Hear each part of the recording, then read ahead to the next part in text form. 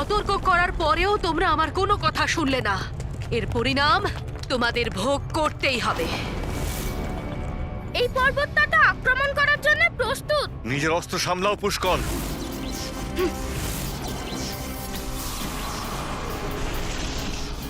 এদেরকে যেভাবেই হোক আটকাতে হবে কাকা।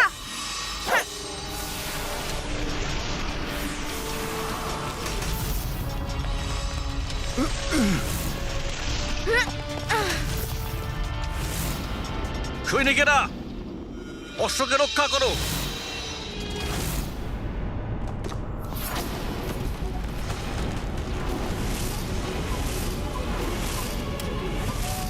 হঠাৎ করে এসব কি হলো? ওখানকার দৃশ্য আবছা হয়ে গেল কেন? যজ্ঞের অগ্নিও লেলিহান হয়ে উঠেছে, যেন এক্ষুনি নিভিয়ে যাবে।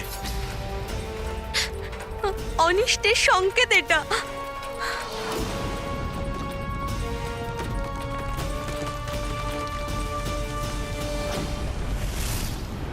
শিলা তো অশ্বের উপরে পড়তে চলেছে। জয় শ্রীরাম!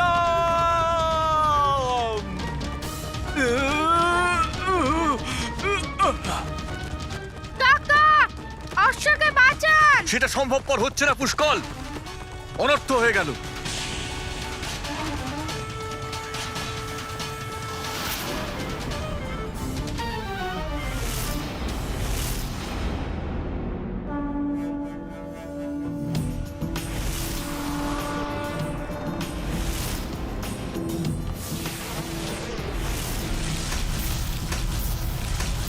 বীর হনুমানের পক্ষে এটা করা সম্ভব।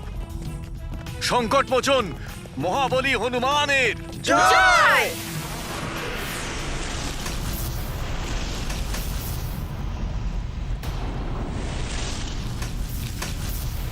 এই বিশাল শিলাও ভেঙে গুঁড়ো হয়ে যাচ্ছে।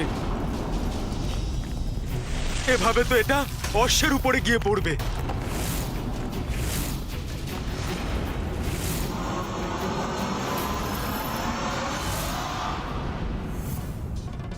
এসব উচিত হচ্ছে না দেবেশ্বর। প্রথমে আপনার ত্রিশূল রামের কার্যে বাধা সৃষ্টি করলো, আর এখন আমার শক্তি বাধা সৃষ্টি করছে। তোমার অসহায়তা আমি বুঝতে পারছি দেবী। যেভাবে আমি বরদানের বিধানে আবদ্ধ হয়েছিলাম, ঠিক সেভাবেই তুমিও তোমার দেওয়া বর পালন করার অসহায়তায় আবদ্ধ হয়ে আছো। আমি তোমাকে কোনোভাবে সাহায্য করতে পারছি না। আমাকে ক্ষমা করে দাও পুত্র হনুমান। এটা কোন মহাশক্তি যে আমার শক্তিকেও ক্ষীণ করে তুলছে? এটা যে শক্তিই হোক না কেন, কিন্তু আমি একে প্রভুর কার্যে বাধা সৃষ্টি করতে দেব না। না তো সেনাকে পিছনে সরে যেতে দেব। এই পর্বত আমাদের ধ্বংস করে দিক, তার পূর্বেই আমি একে ধ্বংস করে দেব। জয় শ্রীরাম!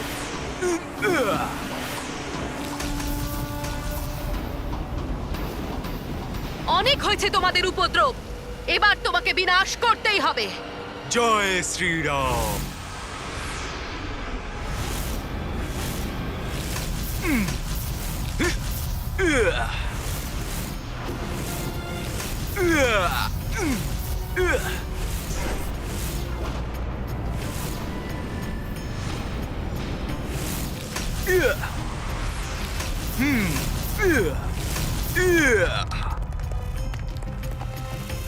জয় শ্রীরাম!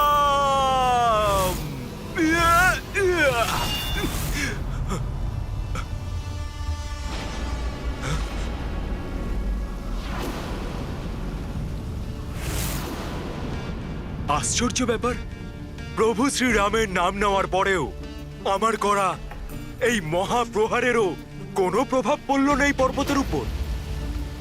কোনো আসুরিক শক্তি এই প্রহারকে সহ্য করতে পারবে না। অবশ্যই এটা কোনো দৈবিক শক্তি।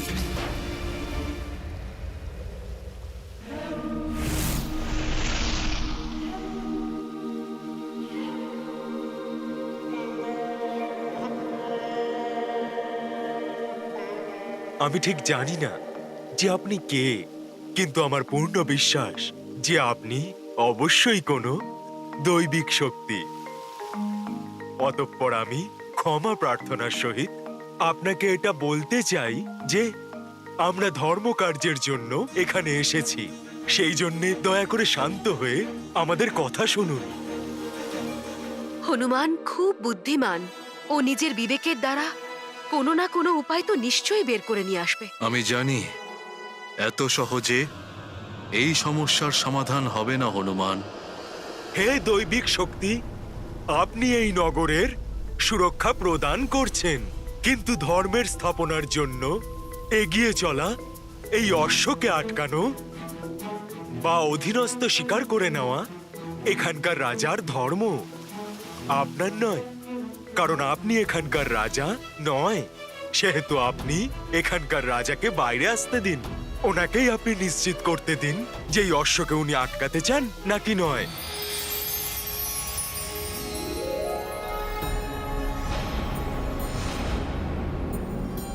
প্রণাম দেবী। এখানকার রাজার সাথে আমাদের কোনো সম্পর্ক নেই। আমরা এখানে শুধুমাত্র রাজ্যের সুরক্ষার জন্য দাঁড়িয়ে আছি। এমনিতেও রাজা এখনো পর্যন্ত তোমাদের স্বাগত জানানোর জন্য কাউকে পাঠাননি। এর অর্থ হলো ওনার কারোর অধীনে থাকতে ভালো লাগে না। কিন্তু এটাও তো হতে পারে যে এখানকার রাজা আমাদের এখানে আসার কোনো সংবাদই পাননি। এই সব কিছুর সাথে আমাদের কোনো সম্পর্ক নেই। আমাদের কার্য শুধুমাত্র এই রাজ্যের রক্ষা করা।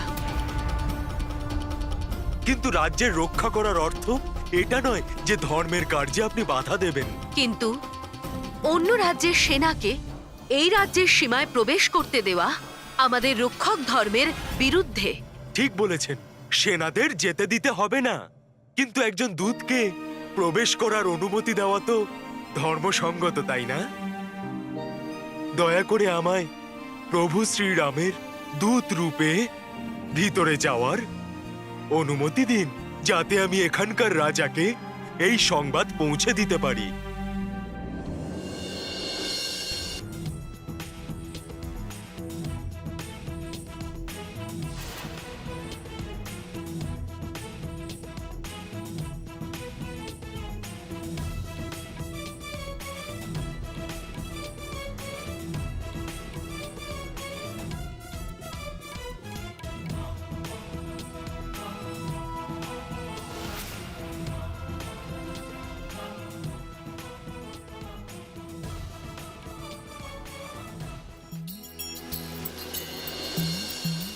আপনার এই কৃপা দেখানোর জন্যে আপনাকে ধন্যবাদ।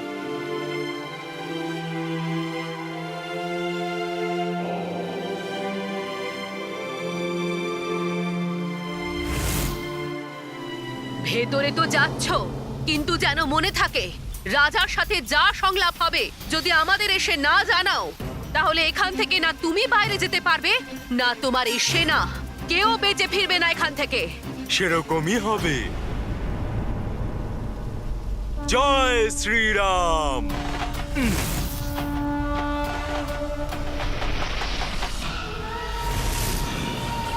মাথা মোটা বানর, তুমি কি মনে করো অনুমতি পেয়ে গেলেই সমস্যার সমাধান হয়ে যায়? খেলা তো এবার সবে শুরু হয়েছে বানর।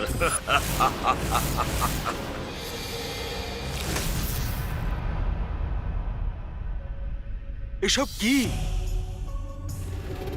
আশ্চর্য! মনে হচ্ছে সবাই নিদ্রামগ্ন এখানে।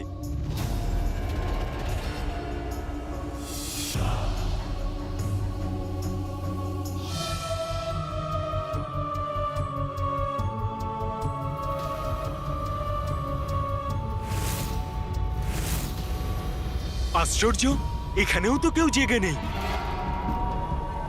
এ কি বিচিত্র মায়া!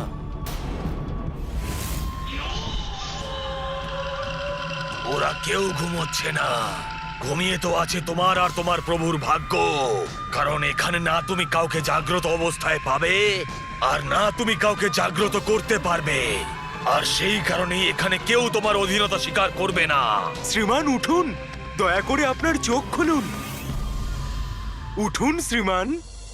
অবশ্যই কোনো মায়ার অধীনে রয়েছেন এনারা, তা না হলে এনাদের নিদ্রা ভেঙে যেত।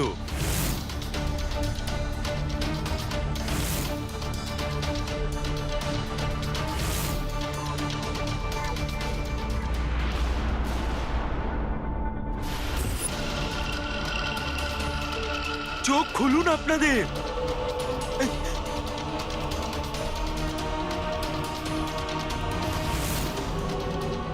বিচিত্র এইসব।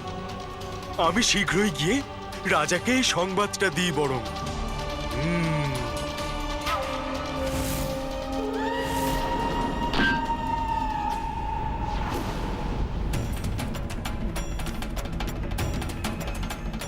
কেউ তো এখানে আছে যে নিদ্রামগ্ন অবস্থায় নেই।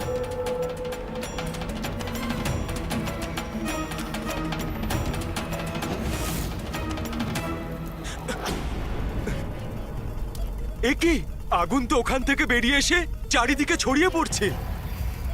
ওদিকে এই দম্পতিরাও সংকটে রয়েছে।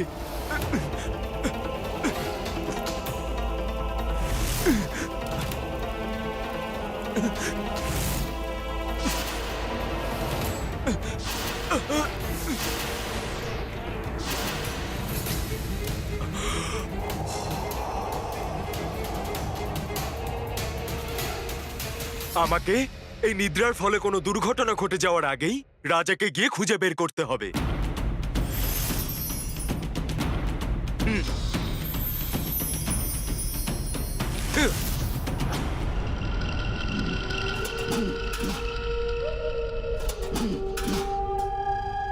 বানর, তুমি কিচ্ছু করতে পারবে না। এখানকার পরিস্থিতিও একই রকম, কিন্তু রাজা কোথায়? ওইদিকে আলো দেখা যাচ্ছে।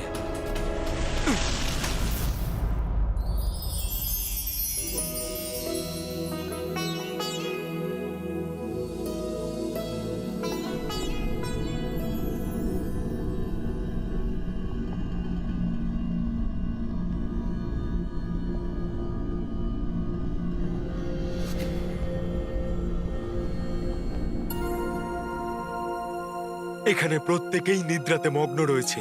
মাতার পূজার ব্যাপারে কারোর খেয়াল নেই। কি পরিস্থিতি এখানে!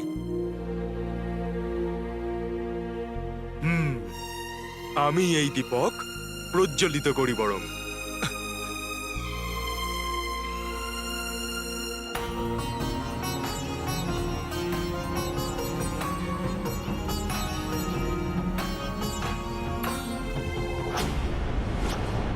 এখানে রাজাও নিদ্রামগ্ন অবস্থায় রয়েছেন।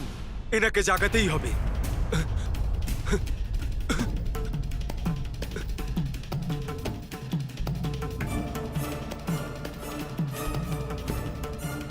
মহারাজ উঠুন, উঠুন মহারাজ। মহারাজ, আমি রাম সেবক হনুমান। মাতা,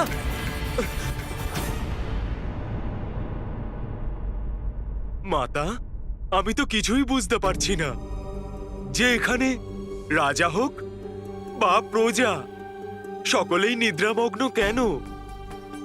যদি এই রাজা নিদ্রা থেকে না জাগেন, তাহলে আমার প্রভু শ্রীরামের অশ্বমেধ যজ্ঞ থেমে যাবে, আর তার সাথে সর্বত্র রাম রাজ্য আর ধর্মের স্থাপনার সংকল্প বৃথা হয়ে যাবে। মাতা, মাতা, আমার সমস্ত সংকটে আপনি আপনার এই পুত্রের সর্বদা সহায়তা করেছেন।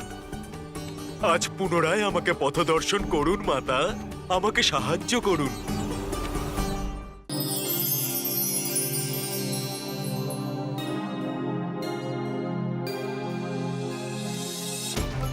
মাতা, আমাকে সাহায্য করুন।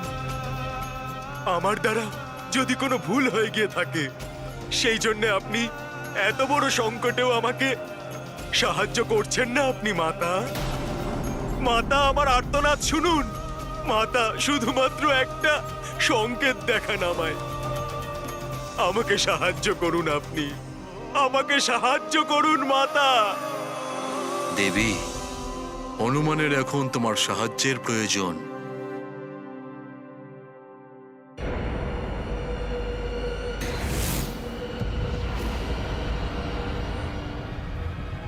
আমায় এই পিঁপড়েদের মাতার প্রতিমার কাছে পৌঁছতে দিলে চলবে না।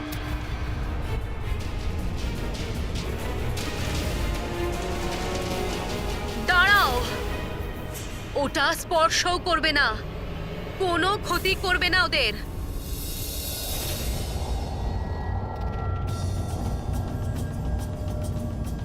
এই রাগান্বিত স্বর কি মাতার ছিল? কিন্তু মাতার এরকম প্রচন্ড কোপ কেন জাগরিত হলো? মাতা, যদি আমার কোনো ভুল হয়ে গিয়ে থাকে তার জন্য আমি আপনার কাছে হাত জোড় করে ক্ষমা চাইছি মাতা। প্রণাম মাতা। আপনার এই পুত্র আপনার দর্শন পেয়ে ধন্য হয়ে গেল মাতা। একবার আবার আমাকে মা বলে তুমি ডাকো হনুমান। মা, ভক্তপূর্ণ আস্থা নিয়ে আমাকে মা বলে ডাকবে, আমার জন্য তো এইটুকুই পর্যাপ্ত। ভক্তের আস্থাই তো আমাকে মা রূপ দিয়েছে, না হলে আমি তো শুধু মূর্তি ছাড়া কিছুই নই। মাতা, মমতায় পরিপূর্ণ আপনার এই হৃদয়, ভক্তের বেদনা আপনিও তো সহ্য করতে পারেন না মাতা। কিন্তু মাতা, আমি ওই ভূমিকম্পের কারণ কিছুতেই বুঝে উঠতে পারলাম না, যেটা মাতা তখন উৎপন্ন হলো যখন আমি ওই পিঁপড়েকে আপনার কাছে যাওয়ার থেকে আটকানোর প্রচেষ্টা করলাম। আমি ওই ভূমিকম্পের কারণ কিছুতেই বুঝে উঠতে পারলাম না, যেটা মাতা তখন উৎপন্ন হলো যখন আমি ওই পিঁপড়েকে আপনার কাছে যাওয়ার থেকে আটকানোর প্রচেষ্টা করলাম। পুত্র হনুমান, ওই পিঁপড়েও কিন্তু তোমার মতোই আমার সন্তান। ভুল করেই হোক, কিন্তু আমার চরণ স্পর্শ করে আমার কৃপাধন্য হয়েছে। এই জন্মের পরবর্তী জন্মে আমি ওকে মোক্ষ দান করব। মাতা, আপনি অত্যন্ত দয়াময়ী। কেউ ভুল করেও আপনার স্মরণে চলে এলে সেও আপনার কৃপার পাত্র হয়ে ওঠে মাতা। মাতা, কৃপা করে আমারও এই সংকট নিবারণ করুন। এই রাজ্যে রাজা সমেত সকলেই নিদ্রামগ্ন, যার ফলে আমার প্রভু শ্রীরামের কার্যে বাধা উৎপন্ন হচ্ছে। পুত্র হনুমান, এখানকার রাজা তো আমার শ্রেষ্ঠতম ভক্তদের মধ্যে একজন। অনেক বছর পূর্বে নিজের রাজপাট হারিয়ে ফেলার পর উনি আমার ঘোর তপস্যা করেছিলেন। ওনার শরীর জীর্ণ শীর্ণ হয়ে পড়ে, কিন্তু উনি তখনও আমার ভক্তিতে লীন ছিলেন। তখন প্রসন্ন হয়ে আমি ওনাকে দর্শন দিয়েছিলাম। হে বৎস, তোমার তপস্যা সম্পূর্ণ হয়েছে। প্রণাম মাতা। তোমার তপস্যায় অত্যন্ত প্রসন্ন হয়েছি আমি তোমাকে বরদান দিচ্ছি, তুমি সমস্ত শত্রুদের পরাজিত করে তোমার রাজ্য আবার প্রতিষ্ঠা করবে। আর তখন আমার নবদুর্গারূপী শক্তি পর্বতের আকারে সর্বদা তোমার রাজ্যকে রক্ষা করবে। তোমার অনুমতি ছাড়া তোমার রাজ্যে কোনো বাইরের সেনা প্রবেশ করতে পারবে না। হ্যাঁ মাতা, ওই পর্বতের দৈবিক হওয়ার আভাস তো আমিও পেয়েছিলাম। এবার তো আমি জানতেও পেরে গেছি যে সেটা আপনারই শক্তি ছিল। মাতা, আমাকে ক্ষমা করে দিন যে আমি ওখানে। ক্ষমা চাওয়ার কোনো প্রয়োজন নেই হনুমান।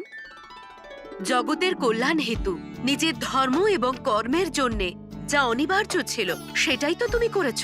আর সেইভাবে এই রাজ্যের মহান রাজাও তার প্রজাদের কল্যাণের জন্যে আমার কাছে প্রার্থনা করেছিলেন। মাতা, আমাকে আর একটা বরদান দিয়ে ধন্য করুন, যে আমার পুণ্য কর্মের ফল আমার প্রজারাও যেন পায়। আর জীবনের অন্তে যখন আমি রাজপাট থেকে মুক্তি পাব, তখন আমি যেন মোক্ষ লাভ করি। শুধুমাত্র পুণ্য করে নিজের একার সুবিধা দেখা যায় না, তোমার প্রজারা তোমার পাপ এবং পুণ্যের দুয়েরই ভাগীদার থাকবে। এটা আমার বরদান। তোমার মুক্তি অবশ্যই হবে, কিন্তু তার জন্য ভবিষ্যতে যখন প্রভু শ্রীরামের অশ্বমেধ যজ্ঞের অশ্ব এখানে পৌঁছবে, তখন তুমি তার অধীনতা স্বীকার করে অশ্বের দিগ্বিজয় যাত্রার অংশীদার হও। আর তা সম্পূর্ণ হলে তুমি প্রভু শ্রীরামের দর্শন পাবে। সহস্র বছরের তপস্যার সমান হলো শ্রীরামকে দর্শন করা, যার ফলস্বরূপ মৃত্যুর পরে তুমি মোক্ষ লাভ করবে। তবে স্মরণে রেখো, যখন তুমি স্বয়ং এই অনুমতি দেবে, তখনই আমার নব পর্বতরূপী শক্তি প্রভু শ্রীরামের যজ্ঞের অশ্ব এবং তার সেনাদের তোমার রাজ্যে প্রবেশ করতে দেব। আমি আজ থেকেই ওই শুভ মুহূর্তের প্রতীক্ষায় সর্বদা আমি পথ চেয়ে থাকব। মাতা, যদি রাজা সুমত এত ব্যাকুলভাবে অশ্বের প্রতীক্ষা করছিলেন, তাহলে উনি ওনার প্রজাদের সাথে নিদ্রা অবস্থায় কেন রয়েছেন? আমি কিভাবে ওনার নিদ্রা ভঙ্গ করব? পুত্র হনুমান, তুমি আমার থেকে একটা সংকেত চেয়েছিলে, সেটা আমি দিয়ে দিলাম। আমি সম্পূর্ণ বিশ্বাস করি এবার তুমি এই সমস্যার সমাধান নিজেই খুঁজে বের করবে। সংকট মোচন হনুমান, এই সংকটেও তুমি নিশ্চয়ই বিজয়ী হবে।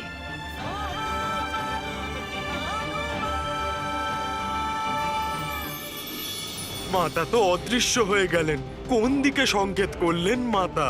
কিভাবে বুঝতে পারবো?